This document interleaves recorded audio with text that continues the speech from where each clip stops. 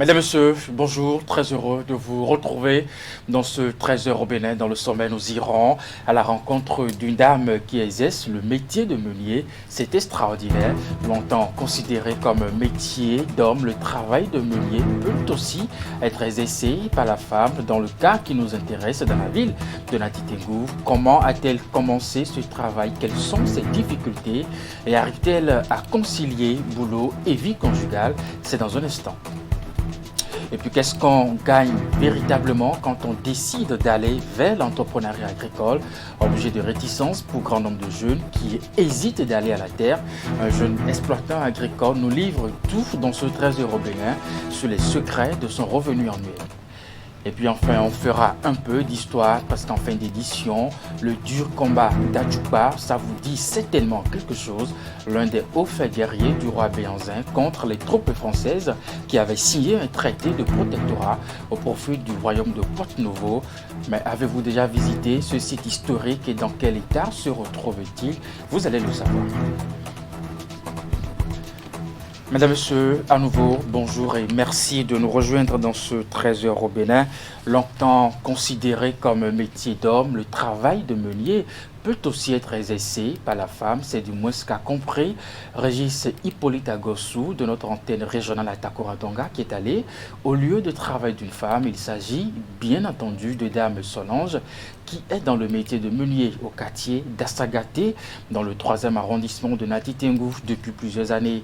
Comment a-t-elle commencé ce travail? Quelles sont ses difficultés et arrive-t-elle à concilier boulot et vie conjugale? Reportage.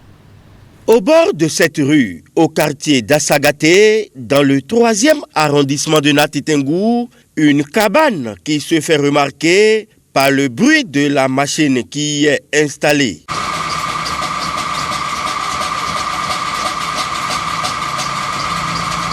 Nous sommes ici au bureau de Dame Solange, la quarantaine, seule femme dans la cité de Nanto, à s'adonner à ce métier de meunier. Je viens à 8h, je rentre à 19h30. Il y a beaucoup de travail, des fois 21h, des fois 22h. Généralement, ce sont les hommes qui exercent ce métier. Mais Dame Solange, qui fait exception, a décidé d'atterrir par ici pour aider son mari, propriétaire de moulin à maïs. C'est pour mon mari. Il est d'accord, s'il n'est pas d'accord, il ne serait pas ici. Même s'il n'est pas d'accord, on va faire comment? On prend les gens, quand ils viennent faire 2 jours, ils laissent et ils partent. Voilà que tu ne peux pas fermer la porte. Ou dire que tu n'as pas trouvé celui qui va faire ça. Alors que je suis assis à la maison, je ne fais rien. Elle a donc préféré faire ce travail, tout comme les hommes, suivant un planning bien défini pour la journée. Le matin, on écrase les acassas, les maïs mouillés, c'est le matin. Très tôt à 8h, 9h comme ça, jusqu'à 10h. Et les soirs avec les soirs aussi. Et comme partout ailleurs, le net à payer varie selon la quantité apportée par le client. Quand il amène, je regarde la quantité, je dis le prix. La bassine de maïs, c'est à 1000 francs. Demi-bassine, c'est à 500. Quand on enlève la peau, là-bas, et amener ici, des fois, quelque part on prend 1200, quelque part les os sont souvent difficiles, on prend 1000 francs chez eux. Même dans ce business, des négociations sont possibles. J'ai les clients fidèles. Quand ils viennent, ils n'ont pas l'argent. Ils prennent ça et après, ils m'amènent mon argent. Et les autres, je refuse. Si je ne la connais pas, je refuse. Mais si ça manque comme ça, 100 francs ou bien 50 francs, je peux dire de prendre. Voilà pourquoi ils sont nombreux, ces clients, qui préfèrent les services de cette dame. Moi, ce qu'on peut dire ici, c'est à cause de son comportement, parce que c'est une dame, elle est gentille. Même si tu n'es pas là, elle essaie d'écraser, elle dépose. Aussi, vient, bon. Il y a aussi l'accueil aussi, parce qu'elle accueille souvent bien aussi. Je viens ici à chaque fois que ma farine est faite. Quand on vient ici, j'ai des satisfactions, c'est à cause de ça que je viens toujours ici. D'ailleurs, même ça m'a impressionné parce que c'est une femme qui est en train d'écraser. Et de deux, elle sait bien accueillir les gens. C'est depuis 2015 que Dame Solange fait ce travail, malgré les difficultés quotidiennes. Parfois c'est difficile, mais on ne peut rien, c'est la patience. Il y a des jours que ça me dépasse même. Parce qu'il y a des jours, il y a d'autres clients qui viennent, bagarre, si tu n'as pas la patience, tu ne peux pas. Ajoutez à tout ceci la baisse des chiffres d'affaires due au fait de la multiplication des moulins à maïs dans Natitengu. Néanmoins, Dame Solange ne se plaint pas trop. Je ne vais pas mentir, ça donne, je ne manque pas pour moi. Avant, il y a le travail, mais maintenant, les moulins sont trop. On ne gagne pas comme avant. Avant, s'il y a le travail, tu peux gagner 20 000 par jour, 30 000, 25 000. C'est quand il n'y a pas le marché, peut-être 10 000, 12 000 comme ça. Mais maintenant, c'est tombé. Maintenant, si on fait le point, on trouve 8 000, 10 000, c'est bon. Quant au problème relatif au vol de maïs que l'on remarque par endroit, la réaction de Dame Solange est sans équivoque. Elle dit ne ramasser que des déchets qui sont vendus à d'autres fins. Non, si c'est ça là, moi j'achète mon maïs et je crase. C'est ça qui est pour moi. Je peux voir les gens qui ont les animaux. Le sac, ça sert. Le travail de meunier exige de celui qui l'exerce assez de patience pour supporter les caprices des clients. Dame Solange en est bien consciente et voilà pourquoi depuis toutes ces années, elle continue de faire ce métier. Soutenue par son époux, elle se bat au quotidien afin d'apporter un plus à l'évolution de sa petite famille qui fait des fois les frais de son absence en plein temps au foyer. Voilà, nous allons parler agriculture à présent. Cette interrogation résonnait déjà dans les titres de ce 13h au Bénin. Qu'est-ce qu'on gagne véritablement quand on décide d'aller vers l'entrepreneuriat agricole, objet de réticence pour grand nombre de jeunes qui hésitent d'aller à la terre, car dans leur jugement, l'agriculture ne nourrit pas son homme et est considérée comme son métier. Un jeune exploitant agricole nous livre tout dans ce reportage sur les secrets de son revenu annuel et sa quantité de production. Sur son site de production à Glo, dans la commune d'Abomey-Calavi, ce jeune exploitant agricole est entre 5 à 15 millions de bénéfices par an pour une campagne agricole. Il le dit fièrement. Si je fais les points par an, si j'enlève tous les petites dépenses, tout ça là, le jardin m'apporte au moins minimum plus de 5 millions. Quand j'enlève tout le salaire des ouvriers, les charges que je dois, les petits trucs, les petites dépenses, tout ça là, si j'enlève tout ça là, je suis au-delà de 5 millions. Surtout si je regroupe la pépinière, parce que c'est le jardin que je dis 5 millions, si je regroupe aussi la pépinière, c'est les dépenses qui sont un peu énormes, mais si on enlève tout, mais ce que je retrouve en fin de compte, ce n'est pas mal. Pour tout le travail qui se fait en moyenne, je suis dans un intervalle de 5 à 20 millions. Un bénéfice qui l'amène à se convaincre que l'agriculture est une puissance. Il tire sa source de revenus dans la commercialisation de tout ce qu'il produit. En ce moment, la demande est forte et c'est bon pour les affaires de fidèles à Gokon. Et si je prends les carottes, je produis plus de 400 planches de carottes. Les amandes-vivères, n'en parlons pas, les légumes-feuilles. Amandes-vivères, j'ai au moins 150 de planches de amandes-vivères. Boma, j'ai au moins 150 planches de boma. Tiayo, j'ai au moins 150 planches aussi de tiayo. Chou, j'ai au moins 70 à 80 planches de chou. Concombre, vraiment, concombre aussi, ce n'est pas mal. Et si je rentre aussi dans les cultures vivrières telles que le maïs, le manioc, les cassoulets, j'ai une bonne superficie qui sont là aussi où je vais vous montrer tout à l'heure. Et si je rentre au niveau des essences forestières, les jeunes plants, les tecs, pour l'année écoulée, j'ai produit 60 000 plants de plants de tecs. La variété tanzanienne, j'ai produit 60 000 plants, mais j'ai tout écoulé, je vous jure. Papaye solo, j'ai produit plus de 40 000 plants de papaye solo. Les mélinas, j'ai produit au moins 20 000 plants de mélinas. Ça, je fais, il y a beaucoup d'essences que j'ai regroupées, par exemple les avocatiers, les orangers, les guayaviers, les nonis, les abrapins, communément appelés blefoutou, les citrons naturels. Ceux-là, je les prive. J'ai une technique que je fais. Je les conduis dans une catégorie. Il y a d'autres que je vends. déjà à l'étape jeunage, mais il y a d'autres que je conduis jusqu'à ce que ça entre en production. Parce que quand tu les conduis jusqu'à l'étape de production, où c'est déjà en pot et ça commence par donner des fleurs et des fruits, c'est que c'est attirant quoi.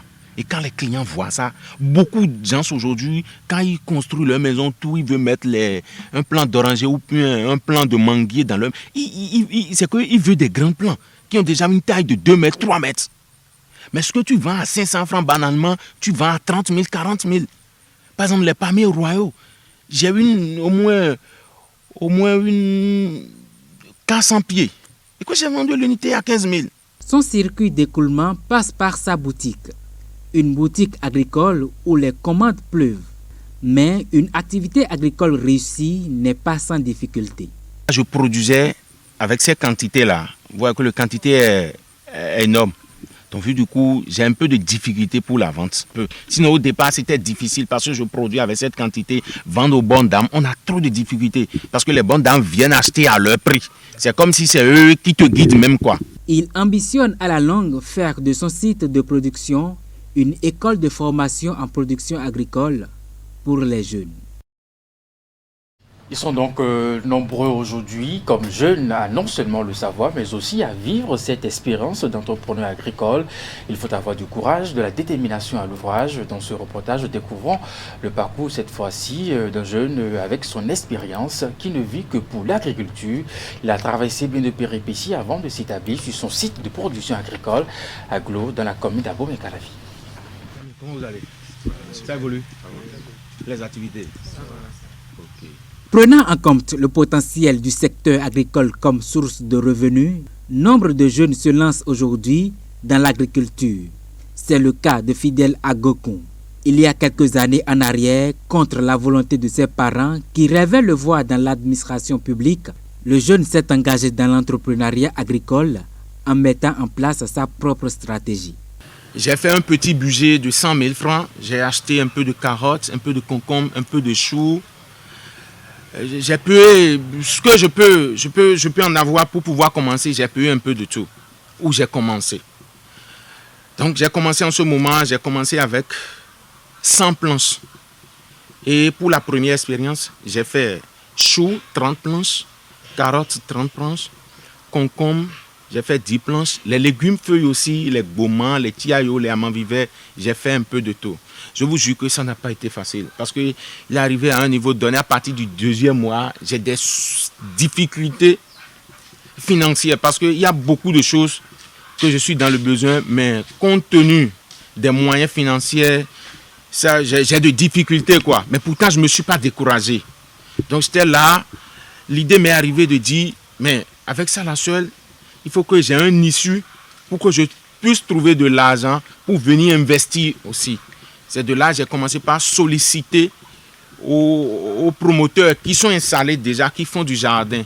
Et eux, ils ont besoin d'un prestataire qui va venir les aider pour le meilleur résultat de leur investissement. J'ai eu la chance de trouver au moins 5 fermes où je suis payé par mois 40 000 francs par ferme, où je vais 2 fois par semaine. Donc, quand je vais sur ces fermes, ce n'est pas que je travaille 7 jours sur 7 sur ces fermes. Non, je viens porter de l'aide aux techniciens qui sont déjà là. Vous comprenez un peu. Donc, vu du coup, quand j'ai commencé, cela a commencé par m'aider un peu. Parce que quand je regroupe tous ces fonds, je trouve un souffle. Et ça me permet d'investir de l'autre côté. Il dispose aujourd'hui d'un site de production agricole de 2 hectares à Glo, dans la commune d'Abomey-Calavi.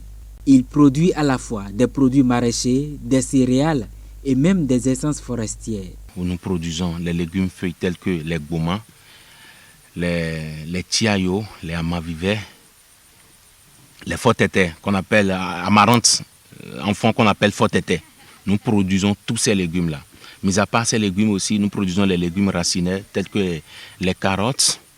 Nous produisons aussi les persils, les choux, betteraves, cornichons. Nous produisons un peu de tout. En termes d'essence forestière, je produis beaucoup de plants. Par exemple, je produis les tecs, les mélinas, les acacias, les eucalyptus, les campéchés, les nonis, les papayes solo, les goyaviers, les cocotiers. Je produis beaucoup d'essences forestières. Sur son site, on y retrouve également de jeunes étudiants, 15 au total, que Fidèle Agokou encadre ou qu'il a recrutés. Je n'ai pas envie d'être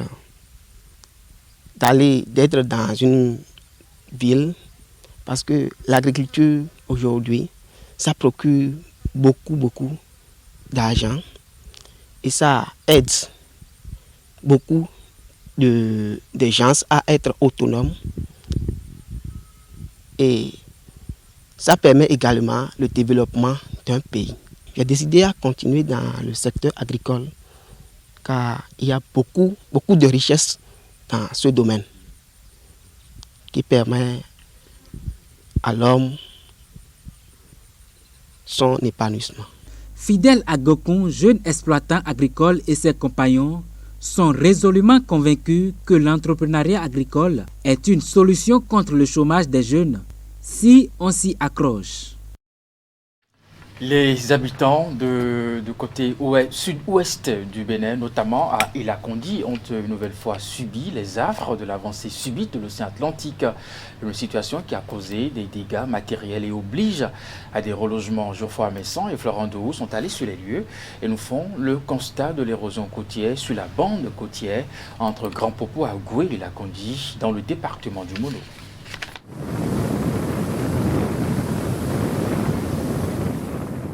Ilakondi, le lundi 8 octobre 2021, soit environ 72 heures après l'envahissement de certaines habitations par des vagues océaniques. Les traces et séquelles de cette nouvelle avancée de l'océan Atlantique dans cette bande de terre du Bénin sont encore visibles. Nous avons été surpris il y a 3 jours par l'océan. Nous étions à la maison quand les vagues nous ont envahis dans les chambres. J'étais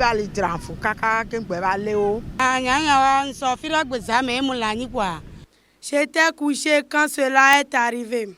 L'ampleur de ce qui nous est arrivé est plus importante qu'avant.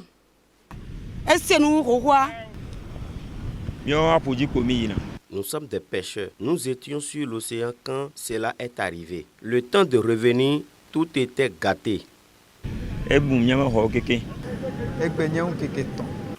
Il y a 3 jours, nous avons été surpris par l'avancée des vagues de l'océan. L'eau est rentrée dans nos chambres et a tout détruit.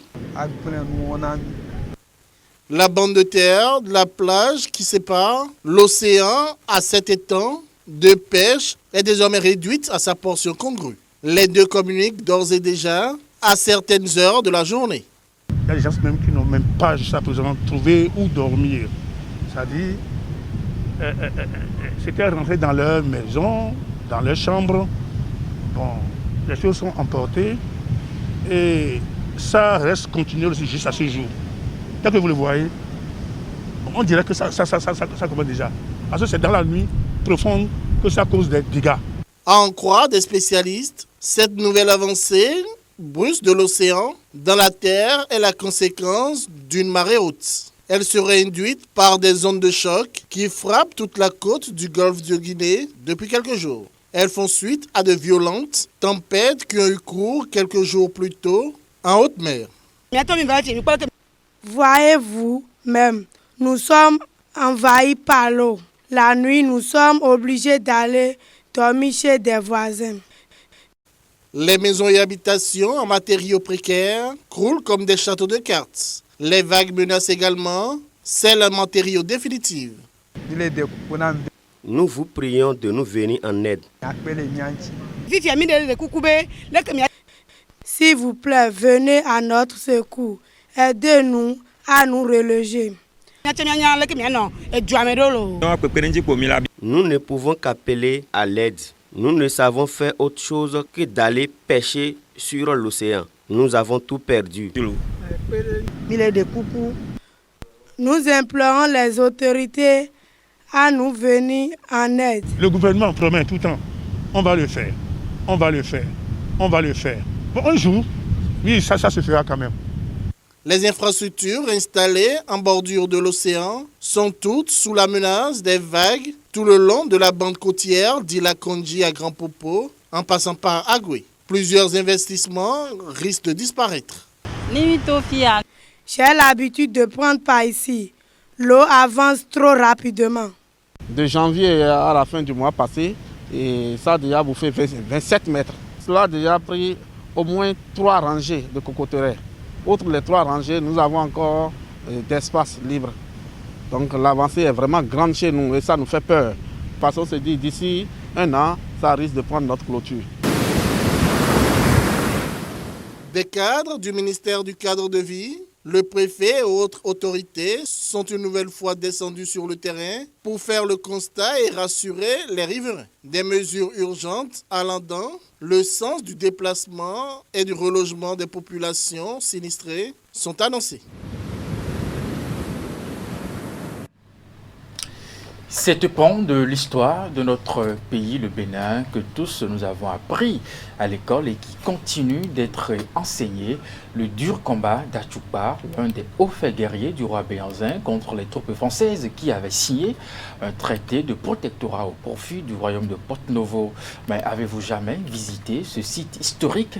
Dans quel état se retrouve-t-il? Aïma Rodonou, dans ce reportage, nous amène dans la commune d'Avrancourt pour une piqûre de rappel de ce pan de notre histoire qui, il faut le dire, est en péril. De hautes herbes et des champs à perte de vue. Ne vous méprenez pas, nous ne sommes pas sur un terrain ordinaire, mais sur un site hautement historique, celui du combat d'Achoupa, qui a opposé le 20 avril 1890 les troupes du roi Béhanzin à celles du roi Tofa sous protectorat des troupes françaises. Pour découvrir les contours de ce site, nous nous enfonçons par des sentiers oubliés avec notre guide dans la grande broussaille. Première découverte, cette murette, relique de la base militaire du roi Béhanzin à Achoupa, lorsqu'il a décidé de venir capturer et soumettre le roi Tofa. Nous sommes à Achoupa, un arrondissement de la commune d'Avrancourt, où a eu lieu en 1890 la guerre qu'on appelle communément du combat d'Achoupa. Du combat d'Achoupa, ça a eu lieu dans ce village qu'on appelle Vodénou. C'est un village qui était déjà, avant même cette guerre, une douane, Dénou. Dans notre langue, ça veut dire que là où on contrôle les marchandises en partance vers Porto-Novo. Ça a servi de beaucoup de couloirs de transmission vers la ville capitale. Mais déjà, ce qui a eu lieu ici, sur là où nous sommes actuellement, c'est cette guerre qui a opposé le roi Béhanzin et le roi Tofa. C'est-à-dire les deux frères étaient restés dans la même cour autour du roi Glélé.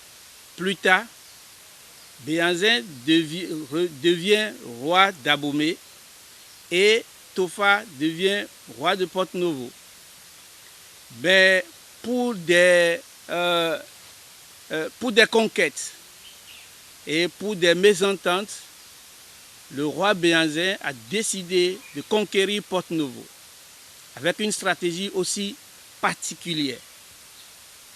Et là, on l'attendait à venir par Ouinta, mais il a pris par derrière en traversant Katagon, Djomon et a installé sa base précisément là où nous sommes. Voilà les murettes qui sont restées, et même après l'écroulement, on voit encore les murettes. Vous allez voir, c'est très épais. Et la stratégie aussi, parce qu'en utilisant des terres de bas, les balles qu'on avait en ce temps-là, paraît-il que les balles ont de difficultés à traverser les terres de bas. Au-delà de cette murette, le site est hérissé de grandes tranchées totalement recouvertes d'herbes, mais encore identifiables après plus d'un siècle. Et ces trous, jadis, faisaient entre 5, 8 et 12 mètres de profondeur et permettaient à ceux qui devaient, aux guerriers et aux Amazones, de circuler avant d'aller attaquer l'ennemi. Donc voilà, c'est l'entrée de ce trou. Voilà la porte de la base. Quand on sort de la base, on rentre dans ce trou, ça veut dire que l'ennemi n'a pas le temps de savoir d'où viennent les combattants, d'où ils sont partis. Et vous allez voir des traces de ces trous un peu partout. Et malheureusement, avec l'urbanisation un peu vers Porto-Novo, il y a une partie de ces trous qu'on ne retrouve plus. Ben, on a conservé une bonne partie pour reconstituer l'histoire. La stratégie de Béhanzin, c'était d'aller jusqu'à Porto-Novo, prendre Tofa vivant et le traîner dans le trou pour revenir repartir à Boubé avec. Mal de peau, déjà le 19 avril 1890, Tofa a été informé que Béhanzin s'est installé à Achupa. Ce qui a fait que Tofa, aidé par la troupe française, très tôt le matin, déjà ils sont mis en route de Porto-Novo vers Gbedi pour pouvoir commencer le combat avec la troupe. Donc ça a été un effet de surprise. Mais dites-vous, pour ce que l'histoire nous raconte, ça n'a pas été surtout facile. Parce que la troupe de Béhanzin, avec 3000 guerriers et environ 1000 Amazones, ont livré une guerre sans merci. Le site du combat d'Achupa, c'est aussi la rivière Noire par laquelle le roi Béhanzin regagnait les lieux et une portion de terre qu'il a maudite. Cette rivière, c'est la rivière par laquelle le roi est venu à Achupa. Le roi Béhanzin est venu à Achupa. Cette rivière qui est un bras de la rivière Noire qui ceinture la commune d'Avrancourt sur 46 km. Donc la base s'est installée juste à côté de cette rivière et c'est aussi une des stratégies. Quand il y a des difficultés, on peut rejoindre rapidement la zone marécageuse, l'eau, et l'ennemi aura des difficultés à attraper les guerriers. Parce que le roi Béhanzin a eu comme information que plusieurs de ces guerriers et de ces Amazones ont été matés par la troupe du roi Tofa avec l'appui des Français, ne voulant plus continuer la guerre parce que c'est devenu plus sanglante cette guerre. Béhanzin est sorti de la base, a réuni le reste de la troupe, a tendu sa main vers ici pour dire « Je me sens trahi sur cette terre. Pour cette portion, rien d'arbre ne poussera ici. » Cette parole qui est restée une force est toujours d'actualité parce que vous n'allez pas voir de grands arbres sur l'espace là où nous appelons aujourd'hui l'espace maudit par le roi Béhanzin. Malgré les bonnes intentions des gouvernements successifs, le site du combat d'Achupa n'a encore connu aucune valorisation.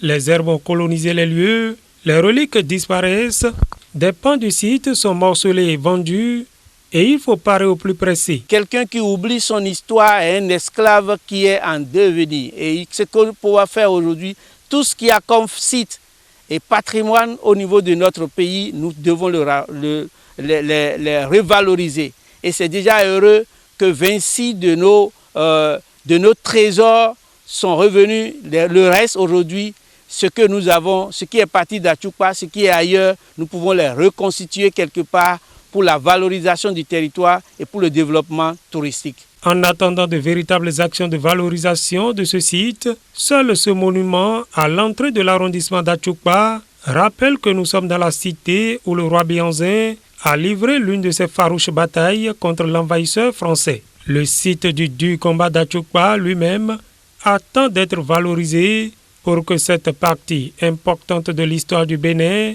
ne soit escamotée. Et bien voilà, c'était un reportage de rappel sur, bien entendu, le dur combat d'Achupa. Des pays de l'Afrique de l'Ouest se donnent la main pour réduire l'insécurité maritime dans le golfe de Guinée.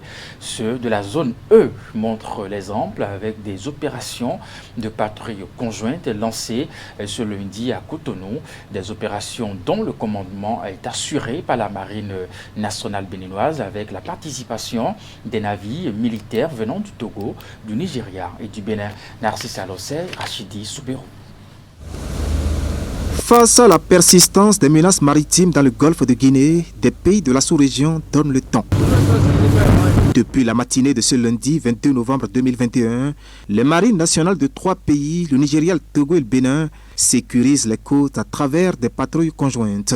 Une opération baptisée Safe Domain 1. Opération Safe Domain 1. Safe Domain 1, comme le nom l'exprime, c'est pour pouvoir sécuriser les zones maritimes de la zone E, donc des 3 pays à façade maritime, Togo, Bénin et Nigeria, contre tout ce qui est crime maritime et rendre la tâche dure aux bandits de mer pour qu'ils puissent ne plus évoluer dans leur activité dans nos eaux. Ces patrouilles durent 48 heures et concernent la zone E, instituée par l'Organisation des Nations Unies contre la drogue et le crime, ONUDC. Une zone qui comprend le Niger aussi. Le commandement opérationnel, lui, est assuré par le Bénin. Celui qui commande la mer commande le commerce. Celui qui commande le commerce commande la richesse du monde et par conséquent le monde lui-même. Disait en substance Sir Walter Raleigh dans History of the World. Distingués invités, grande est ma joie de me retrouver devant vous en cette seule matinée à l'occasion de la cérémonie de lancement des premières patrouilles conjointes de la zone E de la sécurité et sécurité maritime de Yaoundé. C'est pourquoi j'éprouve une fierté légitime de voir aujourd'hui le lancement de l'opération Safe Domain 1 qui va permettre à 3 patrouilleurs venus du Nigeria, Bénin et Togo de conduire pendant 2 jours des patrouilles dans l'espace maritime commun. À la cérémonie de lancement officiel, le ministre délégué auprès de la présidente de la République, chargé de la défense nationale, a insisté sur les réels enjeux de cette toute première opération de patrouille conjointe. Le lancement effectif des opérations de patrouille maritime conjointe dans la zone E constitue une nouvelle étape dans la lutte contre l'insécurité maritime dans la zone. Je nourris l'espoir que les prochaines éditions des opérations de patrouille maritime conjointe incluront la dimension aérienne qu'offrira la gendarmerie du Niger. J'invite toutes les unités engagées dans cette opération à faire preuve de professionnalisme afin de faire de cette première édition un succès éclatant. Cette patrouille conjointe reste la concrétisation d'un rêve qui a connu beaucoup d'efforts de préparation et de financement de divers acteurs. Le Bénin lui fait partie des pionniers avec beaucoup d'actions menées au temps fort de la crise sécuritaire maritime dans le golfe de Guinée. Des actions qui aujourd'hui semblent porter leurs fruits avec cette croisade lancée contre les pirates. Mesdames et messieurs, c'est la fin de ce 13h au Bénin. Merci de l'avoir suivi et bonne suite de programme sur Canal 3 Bénin. À très bientôt.